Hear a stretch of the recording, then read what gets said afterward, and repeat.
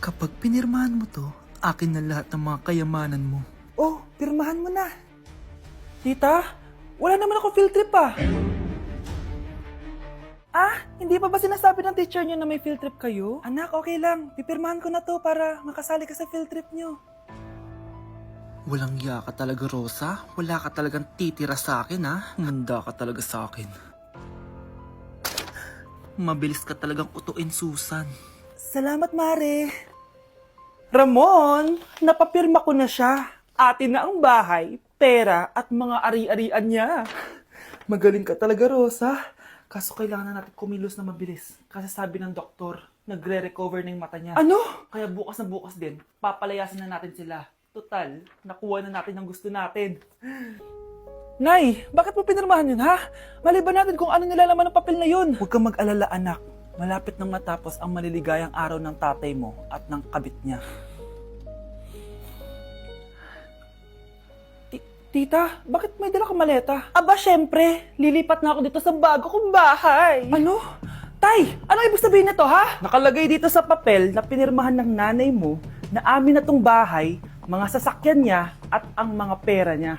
Napakahayop nyo! Bakit ang ingay? Ano nangyayari? Nay, kinuha na nila lahat sa atin! Ayan, magsama kayo mag-ina. Ngayong nasa amin na ang lahat, pwede na kayong lumayas. Ramon, magse-celebrate tayo, ha? Ang galing nyo din, no? Ha?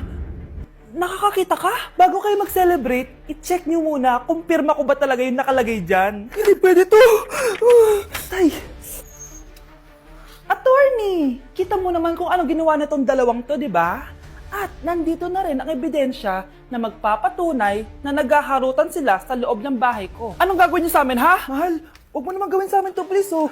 Magbabago ako, please. Oh, eh! Sorry kung natatapakan kayo pagka-love team nyo, ha? Arestuhin nyo na yung mga yan. Mag-celebrate kayo sa kulungan. Kayong dalawa, sumama na kayo sa akin sa presinto.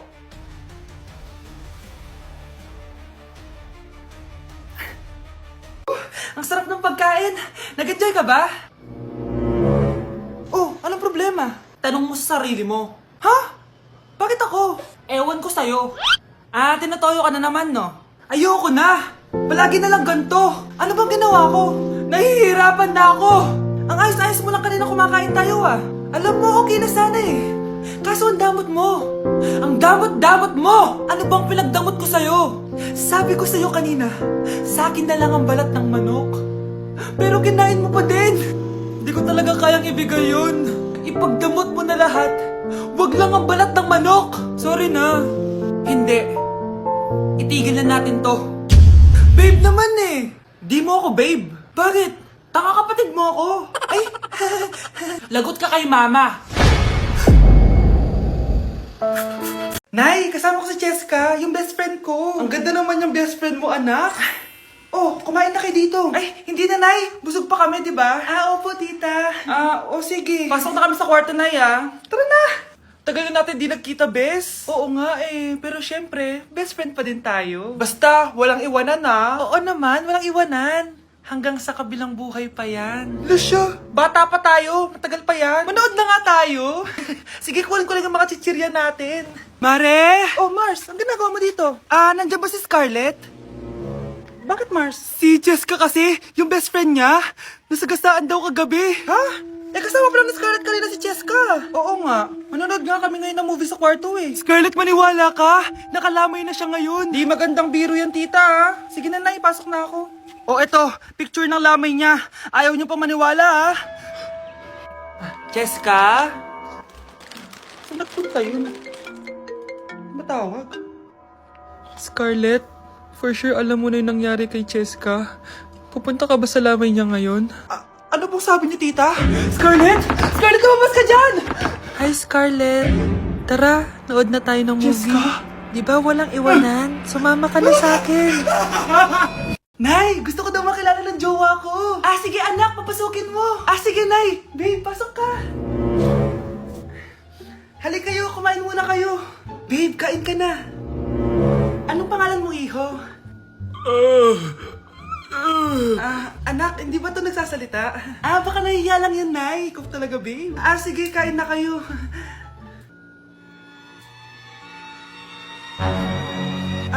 Si CR lang ako sige anak. Anak, matagal ka pa ba? Sabi ko na multo ka eh. Halika dito. Anak! Bakit ka tumatakbo, Nay? Yung jowa mo! Multo siya! Pinagsasabi mo dyan, Nay! Anak, tingin ka sa likod! Ay, Mare! Nay, umalis na tayo dito!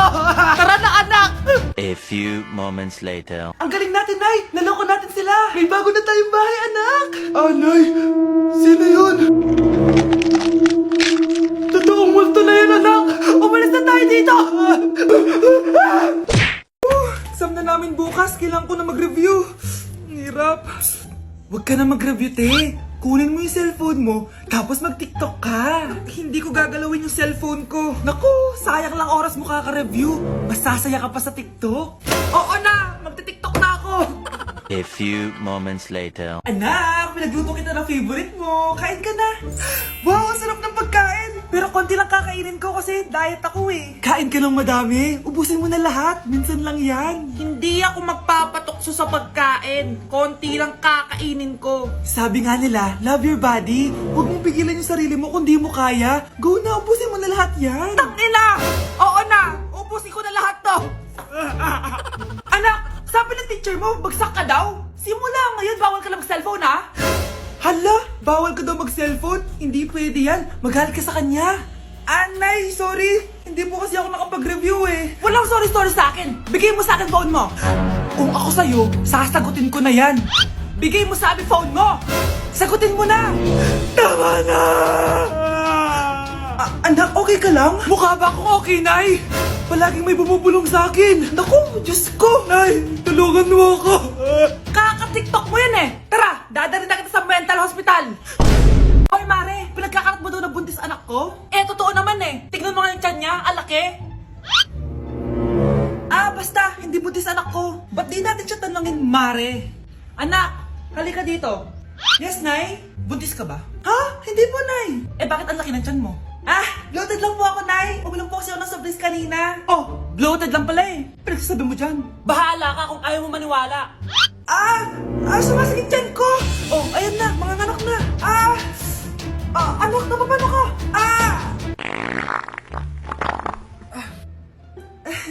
Baho. Ang sakit. Parang iba na to, Nay. Anak, papiga ka. Anak, hinga ka lang malalim, ha? Ire. Sige pa!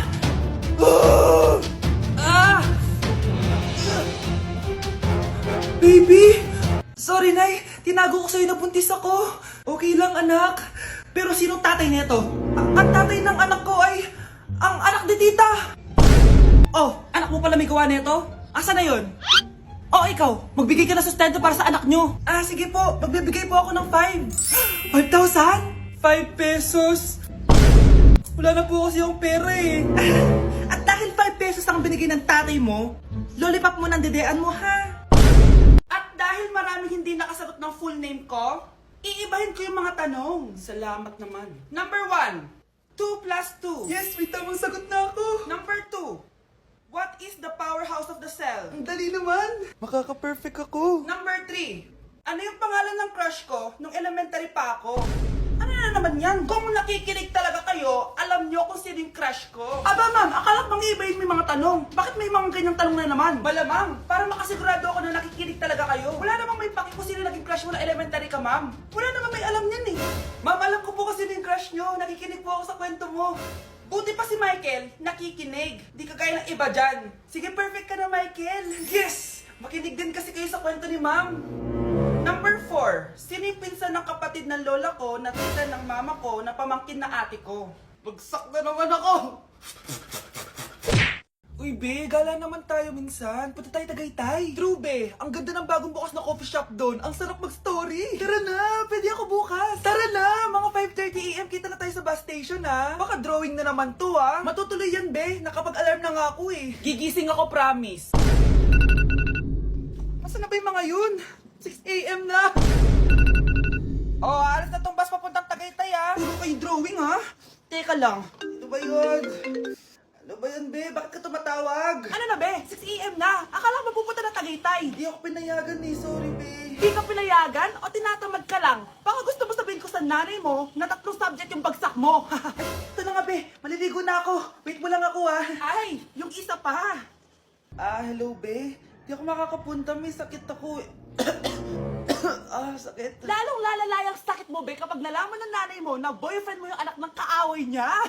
Ay, be, magaling na pala ako. Nakakalakad na ako. 5 minutes nandyan na ako, ah. Madali lang pala kayo kausap eh. Let's go Tagaytay! Babe? Yes, babe? Magpa 5 years na kasi tayo bukas, babe. Gusto ko na sanang i-level up yung relationship natin. Ha? Ayoko pa maging nanay. OMG! Will you marry me? Wait lang, parang nakita ko na yan. Seryoso ka ba, Michael? 299 pesos na engagement ring? Yun ba yung halaga ko sa'yo? Babe, hindi naman importante kung mahal yan or mura, di ba? Ang importante, nagmamahalan tayo. 5 years tayo! Tapos eto lang bibigay mo sa akin, ha? Hindi pa ba sapat yung magpapakasal tayo tapos magkakapamilya? Nag-expect ako sa'yo! Akala ko bibigyan mo ako ng bagong bahay, ng bagong sasakyan. Tapos ito lang bibigay mo sa akin? Buti naman at lumabas na yung tunay na kulay mo bago kita pakasalan. Ha? Sinusubukan lang kita. At tama nga ako, na gold digger ka. Michael, sayang. Nakahanda na pa naman yung titulo ng mansion na ibibigay ko sa'yo. Pati yung sports car. Michael, sorry. Joke lang yun. I guess, pera lang ang habol mo sa akin. Hindi mo deserve to.